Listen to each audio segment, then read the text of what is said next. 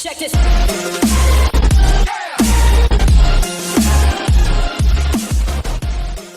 Hey everyone, welcome to Chaotic Strategies. My name is Trav. In this week's game review, I am going to review the Game of Life. If you guys are new to the channel, please be sure to hit that subscribe button and that notification bell so that way you guys are always up to date when I post new videos. Down in the description box below, I am going to post a couple links to Amazon so you guys can check out some different versions of the Game of Life for yourself and maybe purchase one of these games for your guys' next family game night. The Game of Life I originally thought started in 1960, but it actually started much earlier than that, about 100 years earlier than that to be exact. In 1860, by Milton Bradley Company, they actually coined the term the checkerboard game of life. And this version, the very first version of this game, was pretty much a modified checkerboard where you started on the bottom left-hand side of the board at infancy and tried to work your way all the way to the top right part of the board, which was happy old age is what they called it. And the way you progressed through the board is you spun a six-sided top. And the reason why they used tops instead of die is that they thought dice were more towards gambling. I gave it that gambling feel and they wanted to stray away from that. So they ended up using the six-sided tops instead. And through its 100-year course, the checkerboard Game of Life sold about 45,000 copies, which was incredible for that time, especially being one of the first games that Milton Bradley actually came out with and kind of set them up on the mark. In 1960, the game got a complete overhaul.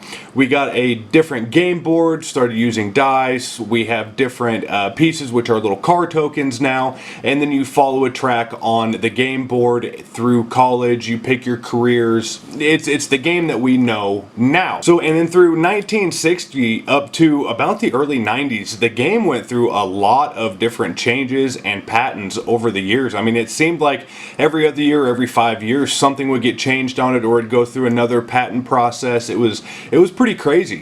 In 1980, I believe it was, they got rid of the $500 bills, and in 1992, they got rid of the $1,000 bills.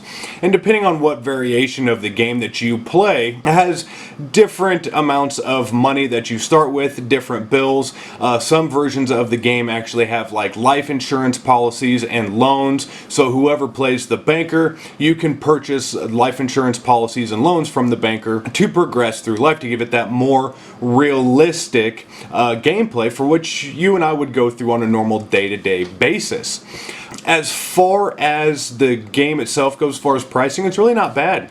And a few of my links down below, your average Game of Life game is going to go for anywhere between $13 and $15. There are some versions that can go upwards of up to $100.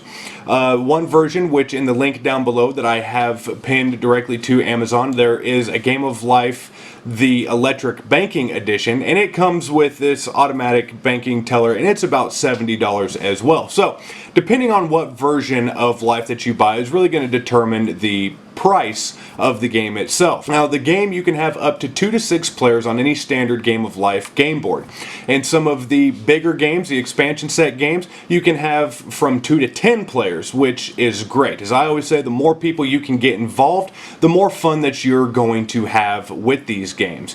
This game, Game of Life, we just have a standard version here in our household, and it is a hit. Our kids absolutely love the game, and I like the kids playing that game too, because just like Monopoly, you have a banker, you start out with a set amount of cash, but it also kind of gives, especially children that are growing up, you know, going through middle school, elementary school, into high school, it kind of gives them options that they can kind of look at and career choices. You know, there's so many different careers depending on what version of the Game of Life that you're actually playing. It kind of gives the kids, you know, hints like these careers you can actually choose from. So that's kind of how we push it here in our household with my wife and I. You know, we kind of, as we play, we explain some of what the careers can do and realistic financial outputs of those careers. So let's head on over to the table and I will give you guys a quick rundown on how to play the Game of Life. Okay, and this is kind of what your standard game board for the Game of Life looks like.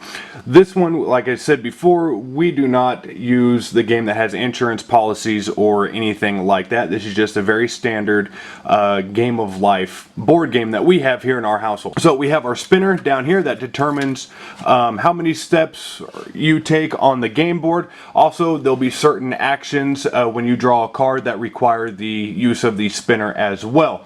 In this version, we have our college career paths, regular career paths, houses, your action cards, and pet. When you start out, you're going to separate these all into different piles around the game board where it's convenient. You have your little cars up here, different colored cars. Those are going to be your pieces, and they have 6 peg slots as well. So as you progress, you can get married, have kids, and then those kids get pegs in here, and then you can also have pets as well that you can put in there too. Each person starts with $10,000 in their bank to start out with. And then each person is going to spin the spinner to determine play order. So the person that spins the highest goes first, and then so on down the line. And you're going to start right here in the bottom left corner, and you're greeted with 2 paths that you can take. You can either go the college path, or you can jump straight into a career path and bypass college. It really depends on what you want to do and how you progress through the game. The whole object of the game is to retire the wealthiest player. That's the whole idea of the game. So it's very simple, and then you go clockwise around the table as far as turns go. So the first player, they're going to spin their spinner. We have our little tab down here. It's kind of hard to see in the camera, but I landed on the number 9. So if I wanted to take the college path, I could take my car and go 9 spaces, and then so on and so forth. So you'll have certain areas within the board game that have stops, and these stops require you to do certain things. So once you hit that stop, it doesn't matter what number is that you spun. So if I go my next turn and I spun a 6, I would still go 2 spaces and stop there for graduation. Once I hit graduation, I can pull a college career card. This one is a lawyer. And on your career cards, you have your salaries that it makes. You have a bonus number 9. So whenever you land on 9, they pay you $20,000. So whenever another player lands on the number 9, they pay you $20,000 every time.